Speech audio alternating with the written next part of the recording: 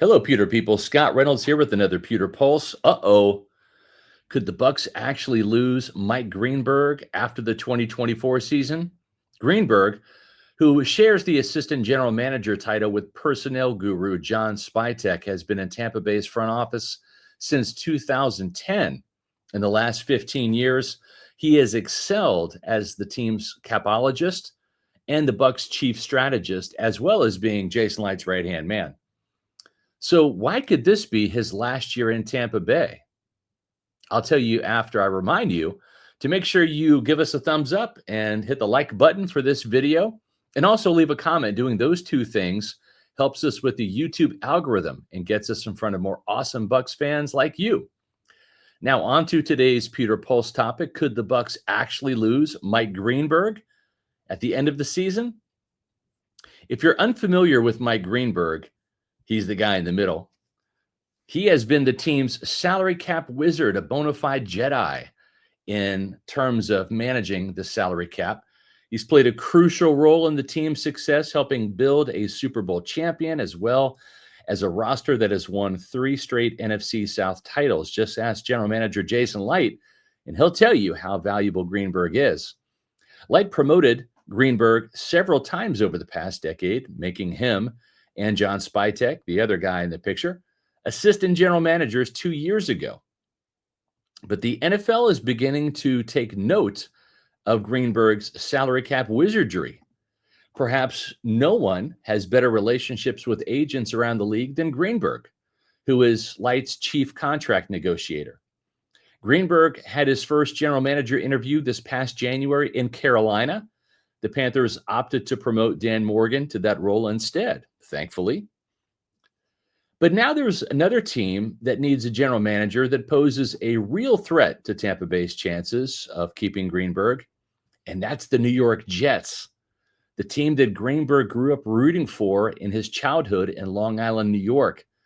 That's also the first NFL team that Greenberg worked for as a football administration intern in 2008 and 2009 before joining the Buccaneers in 2010. Now, it should be noted that the Jets, who fired head coach Robert Saleh and general manager Joe Douglas, have hired the media site, the 33rd Team, to serve as consultants in their search for a new head coach and a new general manager. One of the co-founders of the 33rd Team is former Jets GM Mike Tannenbaum. Why is this important? Well, he was the one who hired Greenberg as the Jets administrative intern back in 2008 and was there at the beginning of Greenberg's NFL rise. So Tannenbaum is the guy that's going to be offering up names for Woody Johnson, the owner, to consider. Don't you think Greenberg's name is going to be on that list? This information is not lost on the hosts at WFAN, New York's top radio station for sports.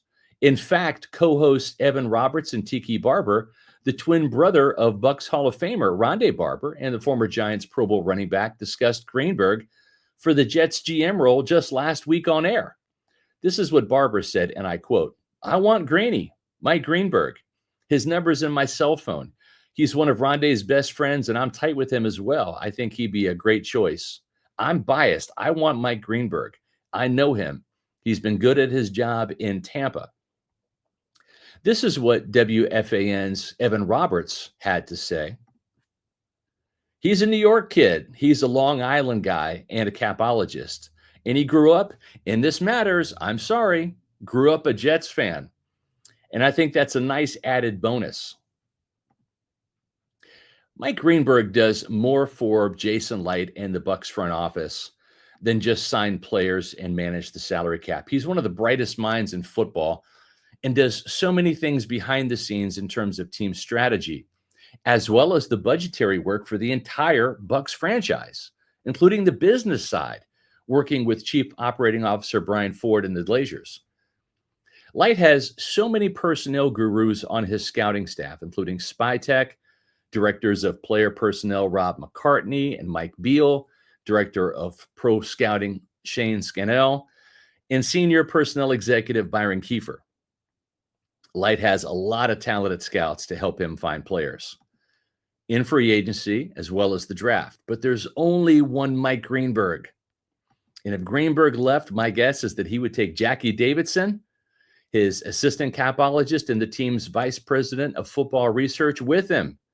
After all, Greenberg is the one who hired her, Davidson, and worked with her with the Jets in the football administration department from 2007 to 2015. And both of them worked for Tannenbaum.